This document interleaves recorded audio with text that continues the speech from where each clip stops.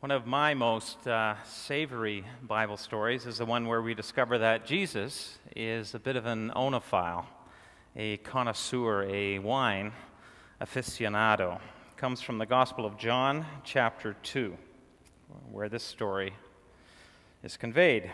3 days later, there was a wedding in the village of Cana in Galilee, in the Middle East. Jesus' mother was there. Jesus and his disciples were guests also. When they started running low on wine at the wedding banquet, Jesus' mother told him they were just about out of wine, like a good mother would. And Jesus said, Is that any of my business, mother, yours or mine? This isn't my time, don't push me.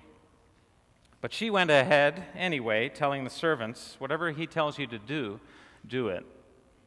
6 stoneware water pots were there, used by the Jews for ritual washings. Each held 20 to 30 gallons. And Jesus ordered the servants to fill the pots with water, and they filled them to the brim. Now, fill your pitchers and take them to the host, Jesus said, and they did. When the host tasted the water that had become wine, he didn't know what had just happened, but the servants, of course, knew. He called out to the bridegroom, "Everyone I know begins with their finest wines, and after the guests have had their fill, brings in the cheap stuff. But you've saved the best till now."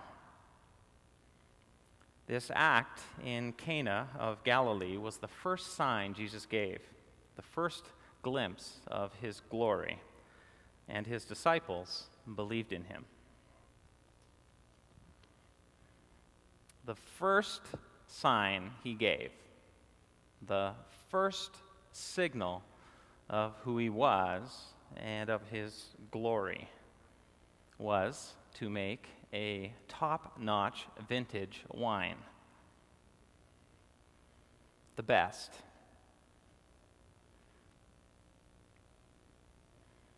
And in so doing, God blessed the goodness of wine. And he put his creative sommelier heart imprimatur on this gift of the land that he's given to humanity. God has said through that story and through what Christ did that this is good.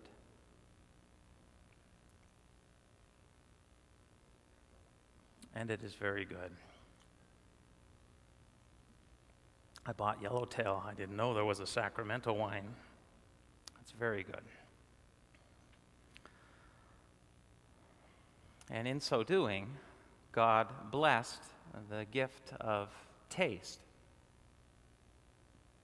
By making such a good wine, by Jesus doing that, God said that taste matters and taste is good.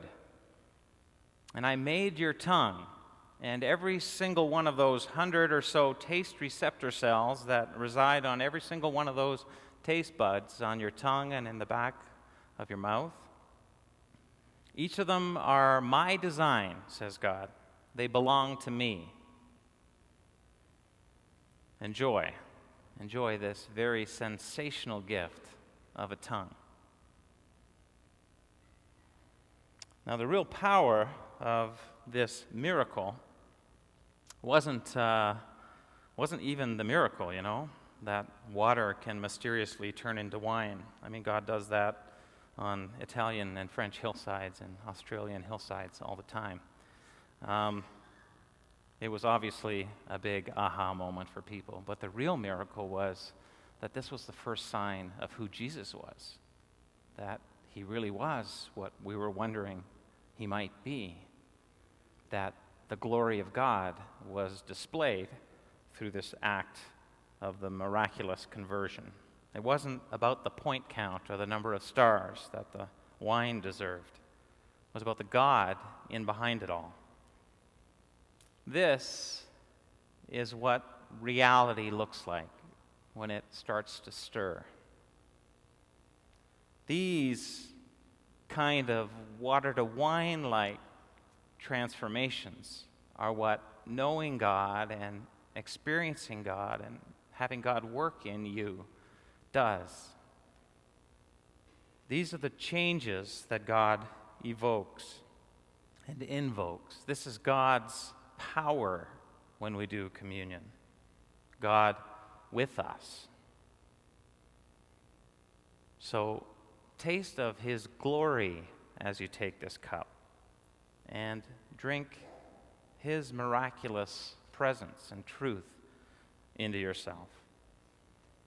Take this and drink it and remember and believe that the body of Christ was shed for the complete forgiveness of everything wrong in your life, all sin, and for a brand new life of hope and joy.